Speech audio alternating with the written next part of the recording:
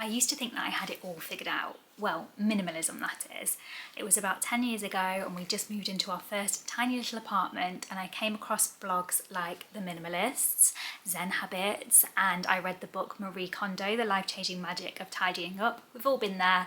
And I decluttered the house like a woman possessed, and I loved it. I got such a kick out of it. I loved having less stuff. It felt so much less stressful and like I could really manage our home. And I took that minimalist mindset with me into our next home, which is where we still live now. We've been here for 9 years and we did a really good job of keeping it minimal.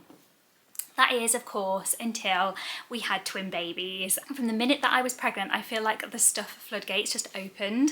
I heard that phrase, I read that phrase in a book recently, Simplicity Parenting, and yeah, it's stuck in my head, the stuff floodgates, and that is a very real thing when you're expecting one baby, never mind two. So I don't think we necessarily failed minimalism. I think life just happened and we're kind of back to square one. Most of our cupboards are bursting full. We've got lots of things that we don't need, and honestly just too much stuff to manage. I think when I was pregnant I just panicked.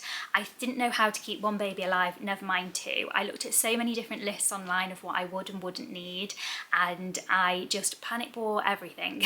Basically, I wanted to be prepared. I didn't want to have to buy anything once the babies were here, which is funny because you can get things so instantly on Amazon, and even when the babies were here, different things would come up all the time and I would end up ordering things next day on Amazon anyway. Some of those things were helpful, some of them weren't. You live and learn, and I think, you know, I don't blame myself. I don't think I particularly did anything wrong. I think it's what I needed to do and how I needed to handle it to feel prepared, and it was more of a mental thing of feeling prepared. But on top of that, people also buy you gifts. So many clothes, so many duplicates of things, so many things that haven't ever been used or ever been worn, and everyone who comes around after you've had a baby brings bags and bags of stuff for you, and when you're already trying to look after a baby, you've then got to process all these gifts that are coming into the house.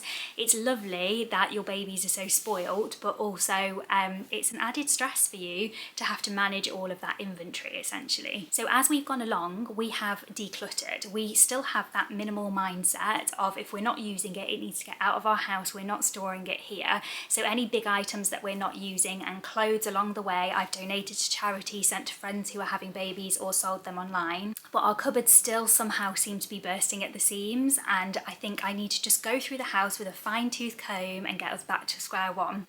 So here we are starting over, but I'm not going back to what minimalism looked like before because I'm in a totally different season of life now as a mum, 2 babies, I've got 2 dogs and a house to manage. I can't spend all day decluttering or doing a huge house declutter, so that's not what you're going to find here.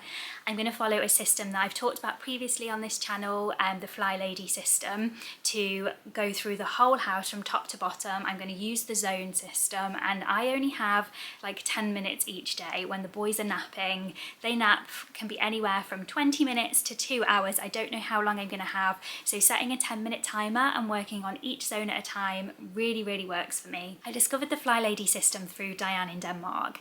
I love her gentle approach to the system. It made it really understandable for me. She really breaks down the complex, and I would really recommend checking out her channel if you like these videos.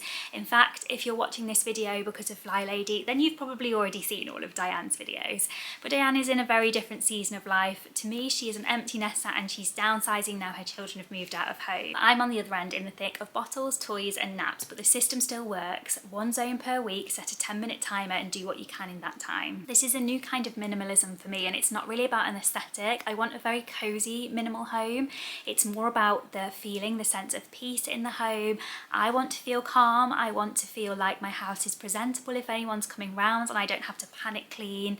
I want to feel like I can be present with my babies. That's my main driving force. I think if you're embarking on some sort of minimalist journey like this, you need to have like a driving force, and for me it is to be able to spend more time with my children, and for you it might be something totally different, but I just want a calm, peaceful home. I want it to be cozy and minimal. I want my children to feel cozy and happy here, and I just want to be super present for them as their mum. I don't want to spend all this time cleaning and organising all this stuff in my house that I don't even need. I don't mind having things like toys. I just want everything to have a place and for us to stick within the limits that we have in this house. It isn't a huge house, but we've tried to be smart with our storage, so we do have the space to store things, and I just want to make it really, really intentional. There's something so therapeutic about letting go of things. I think it gives you some element of control around your environment when you are in the chaos of motherhood.